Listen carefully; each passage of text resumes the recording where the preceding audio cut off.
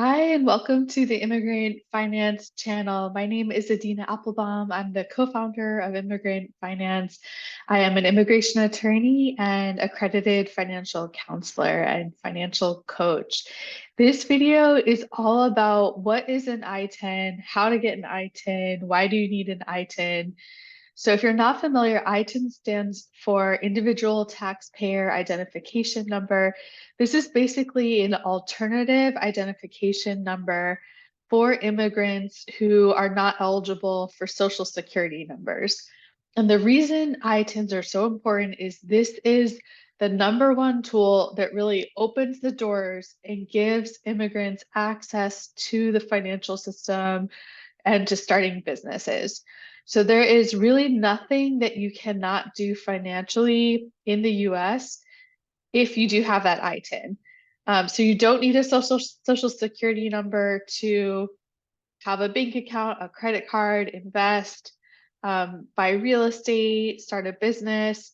As long as you have the ITIN number, you can do all of those things. You don't need the social security number. So that's why it's so important.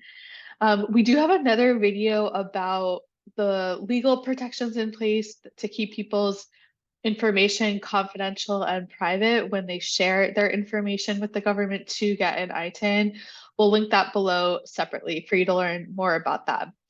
But in terms of how to actually get the ITIN, I'm going to share some resources we have on the Immigrant Finance website. Let me go ahead and share my screen. So you can see here on our website, there's a post called immigrantfinance.com/ITIN that you can go.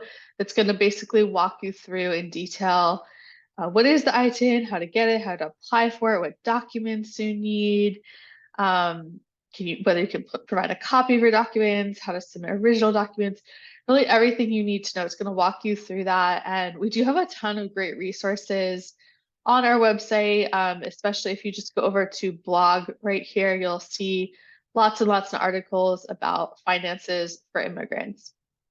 Now, how to actually apply for the ITIN, if I'm going to go back to that post here, you'll see if you scroll down, there is a form called W-7 with the IRS that you'll need to fill out in order to get the ITIN. The IRS stands for Internal Revenue Service. This is the tax agency of the US government. And it's really important to note that it is a separate agency from immigration agencies. So it has nothing to do with immigration. The whole purpose is to collect taxes, which the US government needs, right? That's the US government's revenue. The government can't function without taxes. So the IRS's whole job is to get as many people as possible to be paying taxes and show them how to do it, including immigrants, including undocumented immigrants. And the way undocumented immigrants pay taxes is through having an ITIN number when they don't have a social security number. So the form to get it is Form W-7. It's a one-page form right here that you fill out and submit to the IRS. You do have to submit it along with a federal tax return, reporting income and paying taxes on any income. So it does mean to get an ITIN that you will have to be paying taxes to the government, which is required. So how to actually find the form, I will just show you on Google, just type in form, just W-7. You'll see it's the first thing that comes up here on the IRS website. And then go ahead and click that. They have a whole page about form W-7. The actual form is right here that you can click. And then the instructions on how to fill it out is right here as well. And you can see they have in different languages as well. So you can fill this out in Spanish, for example. So if I were to click the form right here, I would see that same form that we had screenshotted on our website.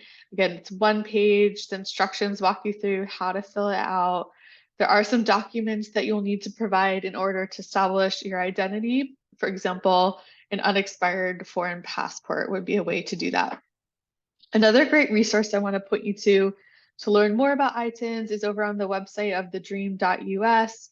So if you go to just thedream.us/ITIN, they have some really great guides here as well. An FAQ, how to determine if you already have an ITIN.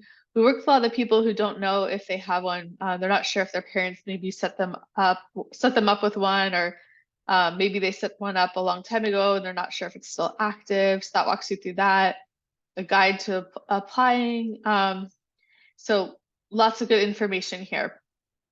So I hope that helps you learn a little bit more about ITINs. And again, we'll link that video below about the privacy protections in place in the law that prevent the IRS from sharing your personal information really with anyone, including immigration agencies. So this is why there are millions and millions of undocumented immigrants who do pay taxes to the government every year and don't face any immigration problems because of that. As I mentioned in the video, there is one exception to that. If someone were to, for example, have like a serious criminal tax-related fraud offense, right, then it would be relevant for that information to be shared. But as long as you're not committing criminal fraud, you're paying your taxes, right, then this is really just going to be a tool, the ITIN, to open the doors for you so that you can have a bank account, so you can have a credit card and start building credit and a credit score, which you'll need if you want to ever buy property and take out a mortgage loan, or buy a car with an auto loan, or if you ever want to get a business loan or a personal loan, right? It's going to let you start investing in the stock market so that your money can start working for you and you don't just trade time for money. This is actually the main reason people come to us in immigrant finance for help getting started investing with an ITIN. So if you do have any questions about that, please do reach out. We will link below some ways that you can connect with us, and we can't wait to get started supporting you. Take care.